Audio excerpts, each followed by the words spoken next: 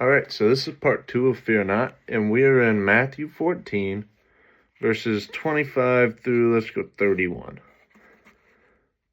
Shortly before dawn, Jesus went out to them, walking on a lake. When the disciples saw him walking on a lake, they were terrified. "It's a ghost," they said, and cried out in fear.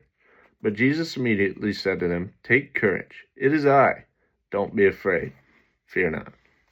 "Lord, if it's you," Peter replied, "tell me to come to you on the water." "Come," he said. And Peter got down out of the boat, walked on water, and came towards Jesus. But when he saw the wind, he was afraid and began to sink, and cried out, "Lord, save me." Immediately Jesus reached out his hand and caught him. "You of little faith," he said, "why did you doubt?" So, it's a great verse, very famous verse. Now, what the focal point in here, it says, "Take courage, it is I, don't be afraid."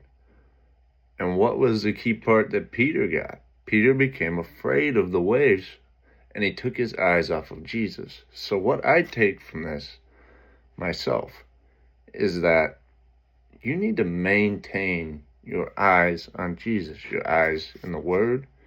You need to keep the Word on your heart so that you don't sin against it. I'm not sure what verse that. Psalm 119, 9 through 11. And you just need to focus on Him. You don't need to allow the world to pull you in. The water is the world. When you're with Jesus and when you keep your eyes on Jesus, you can walk above all those things in the world. But if you allow yourself to doubt and sink back into that water, you're going to drown. You're going to drown in the world, because there's only one way to get out of the rhetoric of the flesh and the world, and it's through Jesus. So we need to stay vigilant as Christians. And if you're not a Christian and you're listening to this, I suggest that you figure out, that you read the Word and that you feel it in your heart. But as for us Christians, you need to just be constantly in a relationship with Him. Do not take your eyes off of Him.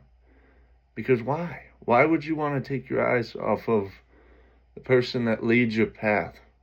Why would you want to rip a page out of your rule book? That'd be like reading the instructions, like if you're building something, and skipping step 4 and 5, and then wondering why you end up with something that's completely different.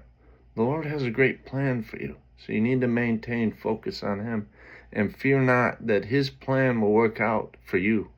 Stay away from the world's plans and rely on His. That's what I've got today. Be blessed.